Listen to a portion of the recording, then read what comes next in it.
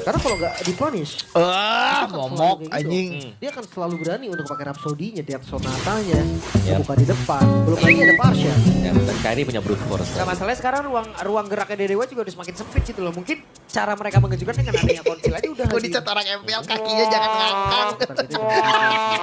Tadi kita udah lihat juga burst damage yang dibuka. Siap. Cuk, Siap. kalau mau kali Siap. dua sama beta. Siap. Dua. Sorry. Kayak di warung. Ya, kalau bisa ya selain juga lah ya. Ada Nicholas yang memang cukup membantu juga sih untuk Sorry.